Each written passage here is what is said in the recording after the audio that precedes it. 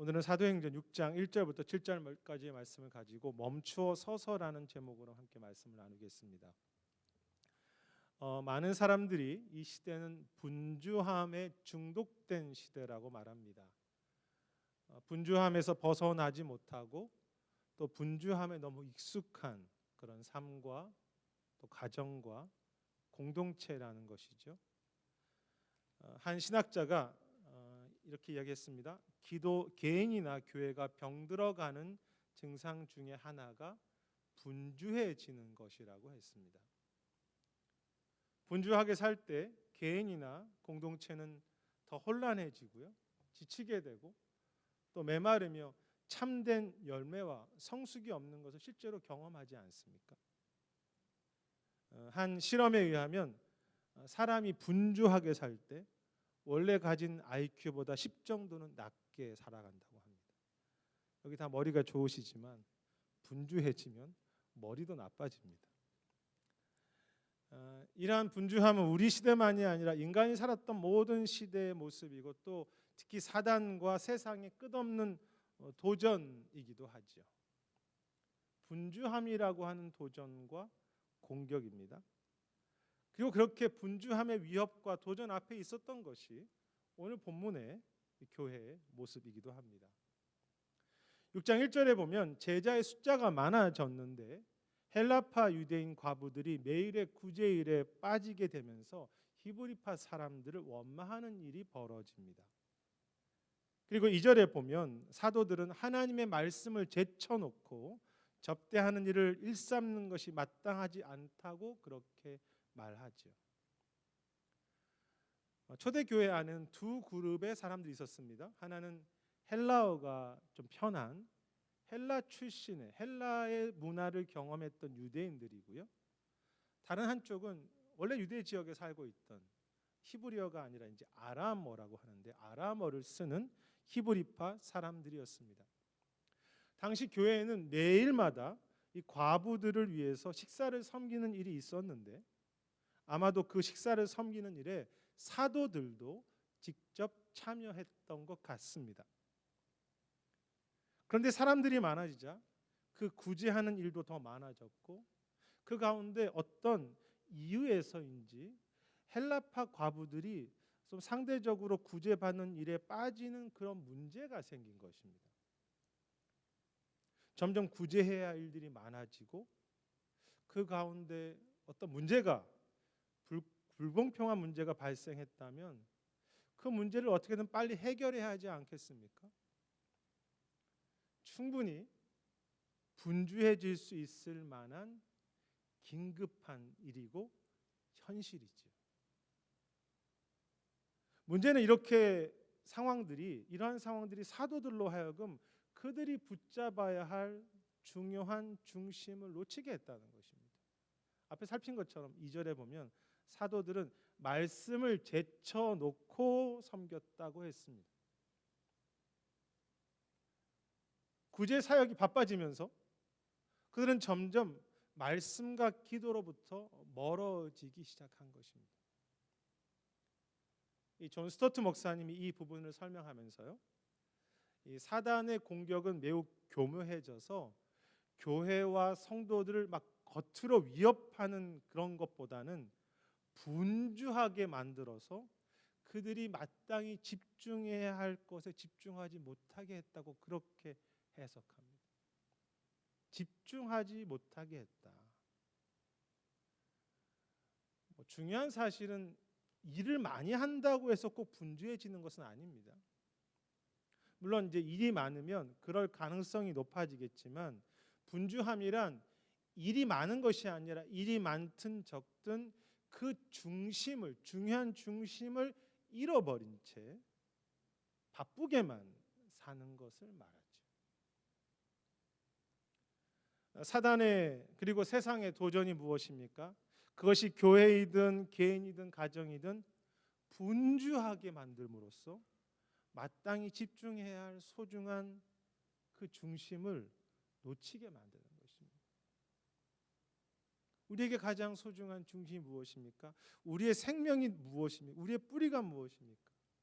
하나님이시고 은혜로 살아가는 삶인데 그 은혜와 그 하나님 그 중심을 놓치게 하는 분주함입니다. 뿌리 깊은 영성은 흔들리지 않는다라고 하는 게리 토마스의 책이 있습니다. 이 게리 토마스는 이 뿌리 깊은 영성은 흔들리지 않는 이 책에서 지난 기독교 2000년 동안 기독교 역사 속에서 신실한 하나님의 사람들이 어떻게 잘 살았는지, 어떻게 믿음으로 살았는지를 연구하는데요. 그 책이 참 많은 분량의 내용입니다. 그리고 그것을 이제 소개합니다. 그런데 이 책에 보면 2000년 역사 속에서 많은 믿음의 하나님의 사람들이 조심하려고 했던 공통된 문제 중에 하나가 분주함이었습니다. 소란스러움이라는 표현도 같이 쓰는데요. 그래서 저자는 분주해지는 것을 무서운 죄라고까지 그렇게 이야기합니다. 어떤 잘못한 것을 범하는 것도 죄지만 분주해지는 것도 죄이다. 저자가 이런 표현을 합니다. 이런 말을 합니다. 만일 우리가 이번에 지금 스포츠 올림픽 하지만 스포츠의 모든 중요한 행사들, 이제 곧 미국의 선거가 있겠지만 모든 정치 이슈들, 또 증권이 최근에 떨어졌다고 하는데 증권 시장의 모든 동향들, 자녀 양육에 대한 모든 주제에 마음을 빼앗긴다면 우리가 결코 우리는 주일 예배나 주의 말씀이나 기도나 주님과 동행하는 일에 마음을 드릴 수 있는 여유는 없을 것이다. 참 이렇게 찔리는 부분이죠. 저나 여러분이나. 그리고 재미있는 표현을 사용하는데 어떤 사람이 마라톤을 뛰고 나서 그 마라톤 후에 또 다시 농구 경기를 풀코트로 그렇게 할 수 있는 힘이 있을까? 무슨 뜻입니까? 바쁜 일에 내 욕심에 내가 하고자 하는 그것에 시간과 마음을 다 써버린다면 정말 소중한 것, 주님과 함께 할 수 있는 에너지가 없다는 것입니다. 우리 인생이 다 한계가 있다는 거죠. 다 에너지를 써버리고 어떻게 주님과 함께 동행하겠습니까? 그것이 바로 이 사도들의 상황이었죠. 바쁜 일과 상황 때문에 말씀을 제쳐두게 되는 현실이었습니다. 그런데 이러한 분주할 수 있는 그런 상황 앞에서 제자들은 4절에서 말씀과 기도에 힘쓰기로 결정하고요. 3절에서는 성령이 충만한 7명의 집사를 세우기로 결정합니다. 이상합니다. 지금 문제를 빨리 해결해야 되는데 오히려 반대로 멈추어 서기로 결정한 것입니다. 상황이 급박한데 멈추어 서서 기도와 말씀에 집중하려고 했고 멈추어 서서 사람들을 세우고 있습니다. 어떤 경우는 이 말씀을 해석하면서 목회자는 말씀과 기도에 집중하고 소위 평신도란 말이 좋지 않지만 평신도는 일반 사역에 더 집중하는 것이 옳다고 하는데 그것은 오늘 본문의 바른 해석은 아닙니다. 왜냐하면 여기에서 말씀과 기도에 힘쓴다고 했을 때 그것은 물론 사도들이 더 주관해서 기도하지만 이 기도와 말씀이라는 그 단어는요, 교회 전체가 함께 기도하는 것을 포함하기 때문이죠. 목회자만이 아니라 성도들도 함께 교회 전체가 기도하는 일에 집중했습니다. 그리고 7사람을 뽑을 때 만약에 그냥 7사람들에게 일만 시키는 거라면 구제사역을 잘하는 사람을 뽑아야 되는데 성령과 지혜가 충만한 7사람의 집사라고 했습니다. 즉 7명의 그 사람들도 기도에 힘쓰는 사람이었다는 거죠. 또한 오늘 말씀은 구제나 다른 봉사나 식당 봉사보다 기도하는 일이 더 중요하다는 그런 의미도 아닙니다. 구제나 왜냐하면 이 본문에 보면요, 구제, 기도, 말씀에 똑같이 사역이라는 단어가 사용되었기 때문입니다. 구제도 중요하고요, 기도하는 사역도 중요하고, 우리가 청소하는 사역, 식당을 섬기는 사역 모두가 다 중요하다는 의미가 있습니다. 그리고 우리가 분주해지지 않기 위해서 좀 일을 줄여야 된다거나 일을 서로 나누어서 하자고 해석하는 것도 이 말씀에 어떤 의미에서 그런 부분이 있지만 핵심은 아닙니다. 결과적으로는 그렇게 분담하게 됐겠죠. 하지만 그것이 오늘 말씀의 진정한 초점은 아닙니다. 그렇다면 그들이 이렇게 멈추기로 결정했던 것의 그 가장 중심에 있는 핵심은 무엇입니까? 무엇이 진정으로 믿음의 삶입니까? 분주함 앞에서 그들은 하나님께서, 주님께서 그 교회와 그들의 삶을 실제로 인도하시는 것을 믿었고요. 또 그것을 기대했기 때문에 하나님 앞에서 멈추어 서려고 한 것입니다. 이것이 사도들의 결단의 가장 중요한 이유입니다. 믿었기 때문이죠. 주님이 실제로 내 삶을 인도하신다는 것을. 내가 내 삶에 그리고 이 문제들, 교회의 구제의 문제의 주인이 아니라 주님께서 이 구제의 사역과 이 교회의 문제를 이끄신다는 것을 인정하는 그런 멈춤이라고 할까요? 그래서 이상한 말이지만 바쁘고 일이 너무나 많아지기 때문에 그 바쁜 일을 더 주님께서 이끌어 주시도록, 그 분주한 상황을 더 주께서 주인 되어 주시도록 하나님 앞에 오히려 더 멈추는 것이 바쁠수록. 순간순간 바쁜 시간에 잠깐 묵상하는 것이 될 수도 있겠고요. 내가 시간을 따로 내어서 멈추어 서서 주님을 바라보며 말씀 앞에 서며 기도하며 주님 인도해 주세요라고 그렇게 기도하기도 하고, 또 주님을 바라보고 주님을 소망하는 그런 멈춤이죠. 사실 구제가 공평하지 않다는 불평들이 왔을 때 사도들의 입장에서는 조금 더 열심히, 그리고 더 사도들이 더 분발해서 더 많은 일을 하면 그 불공평한 문제는 당장은 어느 정도는 해결될 수 있었을 것입니다. 그렇지 않겠습니까? 사도들이 교회 리더들인데. 근데 사도들은 그렇게 하지 않고 오히려 멈추어 서서 기도하고 멈추어 서서 사람들을 세우는 시간이 더 걸리는 일을 했던 것입니다. 왜 그렇게 했습니까? 사도들은 지금 이 구제의 문제나 불평의 문제나 교회 상황이 내가 지도자인데 내가 더 바쁘게 더 열심히 일한다고 해서 해결될 수 있는 문제나 그런 내 삶이 아니라는 것을 알고 있었던 거죠. 이 모든 문제는 성령께서 구제 사역이든 내 인생의 문제든 내 인생의 자녀들의 문제든 지금도 성령께서 인도하고 계시고 또 주님께서 곧 계속해서 인도하셔야만 한다고 믿었기 때문에, 그 주님을 믿기 때문에 주님께 맡기면서 멈춘 것입니다. 그러면 시간이 남거나 바쁘지 않아서 내가 여유가 있어서가 아니라 가장 바쁠 때, 가장 일이 많을 때 나의 삶의 가장 소중한 시간과 소중한 에너지를 먼저 주님께 드리려고, 왜? 주님이 다스리심을 고백하니까 그렇게 하는 결단이지. 그 앞에 소개한 그 책에서 그 2000년 동안 믿음의 사람들의 특징은요, 하나님께 언제나 시간과 공간과 특히 고요함을 내어드린다는 것이 특징이었습니다. 재미있죠? 하나님께 고요함을 드린다. 그래서 이분들의 그 역사를 보면 중세나 또 이 종교개혁 때나 매일 하루 중에 침묵하는 그런 훈련을 한 것이 그 중에 하나였습니다. 말을 하지 않는 것입니다. 잠시 멈추어 서서. 책에서 그렇게 말합니다. 하나님 앞에 조용히 앉아서 30분도 있을 수 없을 만큼 전화나 문자나 일이나 텔레비전의 횡포가 심하다는 거죠. 하나님 앞에서 내가 잠시도 침묵하지 못할 만큼 인터넷과 스마트폰에 우리가 길들여져 있다는 거죠. 그래서 횡포라는 말을 씁니다. 그래서 이 침묵하는 것은요, 내가 말만 멈추는 것이 아니라 내 마음이 분주함에서 멈추는 것을 말하죠.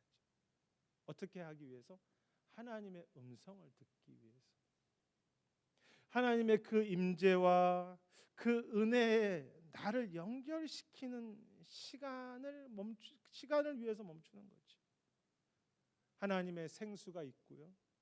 그 은혜와 성령의 부으심인데 그것을 내가 멈추어 서서 집중해서 먹고 그 품에 안기는 시간이라고 할까?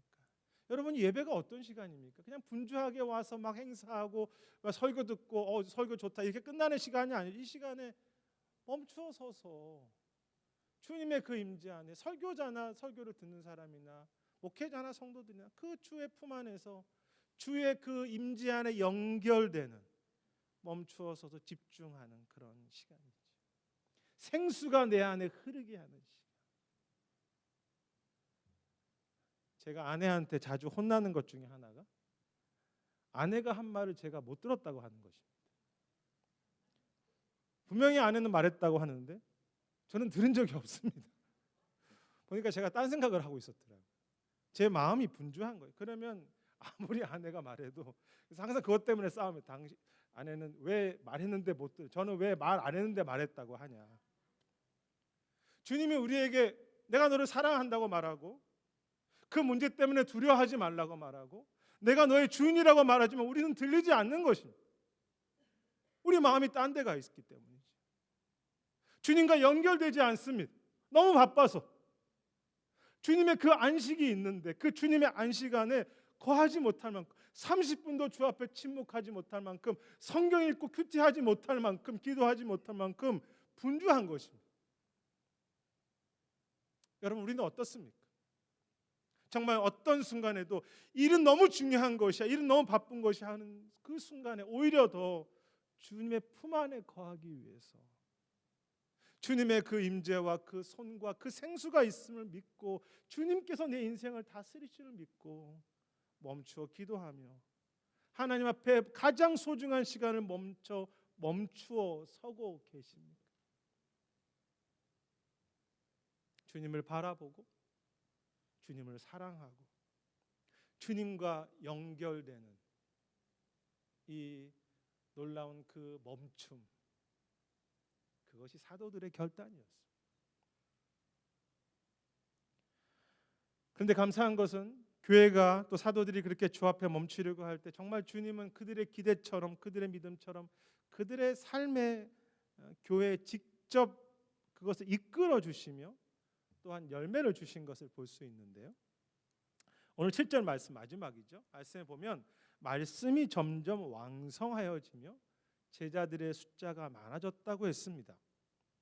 여기서 이 말씀이 왕성해졌다는 표현은요, 성경에 여기에만 등장하는 매우 독특한 헬라어 단어입니다. 말씀이 왕성해졌다.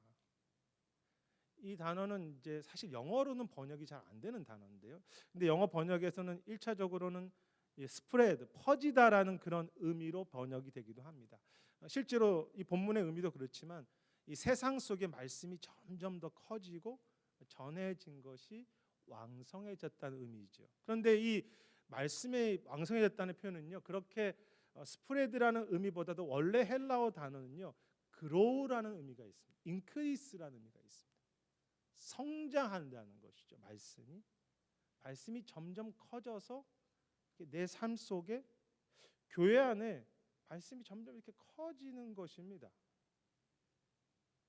그래서 말씀이 왕성한다는 것은 오늘 식으로 표현한다면 하나님의 그 임재와 그 말씀이 교인들 한 사람들의 삶 속에, 그리고 그 모든 문제들 속에 시간과 그 문제들을 직접 더 관리해 가시고 직접 더 책임지신다는 의미가 있습니다. 말씀이 점점 커지면서 말씀과 주님이 다스리시는 거죠.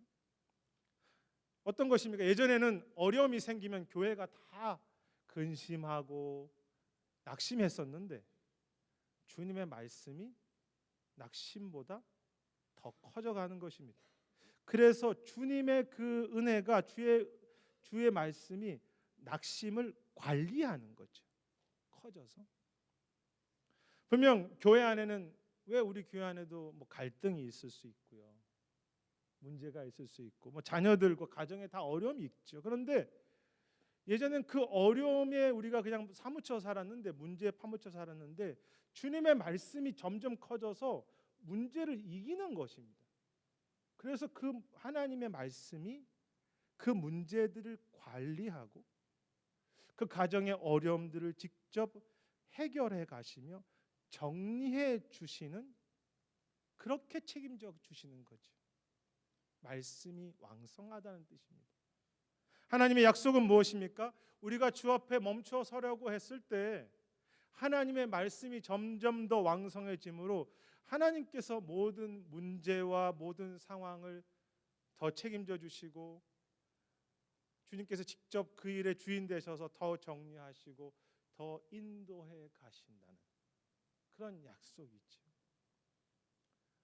여러분도 그러시겠지만 참 신기한 것은 제가 바쁘고 어떤 상황이 어려울 때 오히려 주님 앞에 서게 되면요, 주님께서 제가 막 바쁘게 일하는 것보다 저의 시간과 상황을 더 정리해 주시는 것을, 그 문제를 내가 해결하는 것이 아니라 주님께서 그 문제를 해결하시는 것을 수없이 경험합니다. 이것이 주 앞에 선 모습, 약속, 말씀이 왕성해진 것이죠. 한 신학자가 이렇게 말합니다. 주님이 내 인생의 중심에 설 때, 바쁜 중에도 주님이 내 인생의 중심에 서시면 삶의 나머지 일들을 주님이 정리하시며 내 삶의 나머지 것들은 그 원래의 자리를 찾아가게 하신다고 했습니다. 주님이 내 삶의 중심에 서면 근심도 분주한 일들도 그 원래의 자리로 다 찾아가서 그것이 정리되게 하신다. 말씀에 왕성해지는 모습이죠. 그것을 알기 때문에 사도들은 기도했고요, 그 하나님의 말씀에 왕성한 하나님께서 우리를 책임지시는 것을 경험하는 거죠. 그런데 더 감사한 것은요, 말씀이 왕성하여서 우리를 책임지신다고 하는 그 의미는 단지 문제가 있는데 그 문제가 잘 정리되고 어떤 가정의 어려움과 내 인생의 어려움들을 잘 넘어갈 수 있게 하신다라는 그런 인도하신다는 정도를 넘어서 그 말씀이 왕성해진다는 그 의미는요, 사실 우리 속에 말씀이 왕성해지면 어떻게 되겠습니까? 내 삶이 그리스도의 열매가 되어가는 것이죠. 말씀이 왕성해져서 인도하시는 그 결과는 5천호라고 하는 삶이 열매가 되게 하시고요, 우리 주변에 수많은 열매와 같은 사람들을 만들어 가시고 우리 속에 계속 열매와 같은 새로운 일들을 만들어 간다는 그 사실이죠. 그것이 사실 더 감사하죠. 말씀이 왕성해진 결과가 무엇입니까? 열매가 생기는 것입니다. 아름다운 열매들이. 오늘 본문에 보면 교회는 어려운데요, 7명의 참 너무 아름다운 집사들이 세워집니다. 그리고 7절에 보면 이렇게 표현되어 있습니다. 허다한 제사장의 무리도 이 도에 복종하게 되었다. 특이한 내용입니다. 이 제사장의 무리는요, 원래 율법의 사람들이고 주님을 반대하는, 기독교를 반대하는 그 구약의 종교인들인데 이제는 율법과 종교에 대한 헌신이 아니라 십자가와 그리스도에 대한 그런 헌신된 사람들로 수많은 제사장 그룹들이 그렇게 들어오게 되었다는 것입니다. 말씀이 왕성해지면서 열매로 귀한 사람들이 세워지는 모습이죠. 여러분, 내가 분주하게 살면 우리가 많은 일을 할 수 있고요, 많은 일을 이루었다고 생각할지 모르지만 내 삶은 열매가 되지 않습니다. 여러분, 이것이 얼마나 비극입니까? 주님의 일은 많이 하는데 내 삶과 가정과 이웃들 안에는 진정한 열매들은 만들어지지 않습니다. 내가 열매를 만든다고 착각할 뿐이죠. 내가 하는 일도 결국은 열매가 되지 못하고요, 바쁘게 일하지만 열매가 없는 삶. 목회자로서 자주 실수하는 부분이라고 생각합니다. 열매는 오직 주님만이 만들 수 있고 그 앞에 멈추설 때 주님께서 내 삶에 지금도 그 열매를 만드시기를 기뻐하시는 것이죠. 물론 그 열매를 만드는 과정 속에 문제가 있으니까 기다림도 있고 눈물도 있고 또 헌신도 필요할 것입니다. 하지만 저는 주님께서 우리 로뎀나무 교회를 통해서, 여러분의 삶을 통해서 우리 자신, 내가 열매가 되는, 그리고 우리 자녀들이 열매로 세워지는, 우리 안에 수많은 일곱 지사와 같은 동역자들이 세워지고, 그리고 우리가 기도하고 있는 가장 꿈꾸는 것이 무엇입니까? 하나님, 진정한 개척들이 일어나게 하옵소서. 그 이 땅의 교회들이 세워지는 아름다운 열매를 세울 것을 분명히 믿고 기대하고요. 그래서 오늘도 다시 주 앞에 멈춰 서려고 하는 거죠. 오천호 목사가 바쁘게 일하는 교회가 아니라, 여러분들이 바쁘게 하는 교회가 아니라, 주 앞에 멈춰 섬으로 주께서 열매를 주시는 교회가 되는 것. 한 식물 보고서에 의하면 재미있는 보고가 있습니다. 그 식물들을 관찰했더니 나무가 눈에 보이는 쪽 부분이 이제 위쪽 나무죠. 줄기 부분이 자라는데 우리 눈에 보이지 않는 뿌리도 계속 나무와 함께 이게 성장한다고 합니다. 그런데 흥미로운 것은요, 나무의 윗 부분이 봄이 되면 이게 자라잖아요. 근데 자라기 얼마 전부터 뿌리가 그 전부터 땅으로 내려가면서 겨울이 지나면서 줄기보다 먼저 성장을 시작하고요. 겨울에 이제 나무가 성장을 멈추게 되는데 뿌리는 나무가 위에 있는 나무가 성장을 멈춘 후 얼마의 시간 동안은 계속 밑으로 내려가면서 뿌리를 뻗어가면서 성장한다고 합니다. 재미있죠? 겉으로 보이는 나무의 성장과 열매는 보이지 않는 뿌리가 그 물과 그 영양을 얻기 위해서 더 오랫동안, 더 집중하여서 더 깊이 내려가는 것이 있을 때, 그 뿌리가 자라고 있을 때 위에 줄기도 성장과 열매가 가능하다는 것입니다. 그리고 그것은 오늘 우리의 삶과 믿음도 마찬가지죠. 우리의 삶이 주 앞에 멈춰 서서 뿌리를 내리려고 할 때, 주님은 우리의 혼란한 그 삶이 너무나 혼란한 삶 아닙니까? 할 일이 너무 많잖아요. 그런데 그것이 이렇게 저렇게 자리를 잡아서 그 모든 것이 원래 질서로 돌아가게 하시며, 또 생명이신 주님만이 주실 수 있는 그 열매를 우리 안에 내가 열매가 되게 하시고, 자녀들이 열매가 되게 하시고, 교회 안에 여기저기서 열매가 막 일어나게 하시고, 우리를 통해서 계속해서 열매를 맺어 가시는 것이죠. 분주함이 도전이 되는 우리의 삶, 바쁘다는 것이 중독이 되어버린 그런 이 시대에, 마치 당장 너무 목이 마르다고 소금물을 더 벌컥벌컥 먹듯이 문제와 바쁨이라고 하는 횡포의 공격 앞에 더 그냥 바쁘게만 분주하게만 달려가는 그런 흔들리는 뿌리가 없는 그런 믿음과 삶이 아니라, 먼저 잠시, 언제나 먼저 멈추어 서서 기도하고, 멈추어 서서 말씀을 붙잡고, 멈추어 서서 그 하나님을 사랑하고 그 하나님의 임재 안에 연결되면 그 주님을 기뻐하고 그 찬양할 수 있는 그 뿌리가 깊어지는 삶, 그 멈추어 서기를 결단하는 좀 그런 우리의 삶과 그런 아침이 되었으면 합니다. 멈추어 서기를 결단하는 사도들처럼 결단해 가는 삶, 그 가운데 주님 안에서 뿌리가 깊고 흔들리지 않는 그런 나무, 열매가 계속 시절마다 맺히는 그런 나무, 말씀이 왕성해짐으로 주께서 정리하시고 주께서 열매 맺게 하시는 그 평강이죠. 평강과 그 소중한 열매들을 많이 누리시고 또 경험하시고 또 이웃들에게 나누어 가시는 그런 우리 모두가 되시기를 주의 이름으로 축원하겠습니다.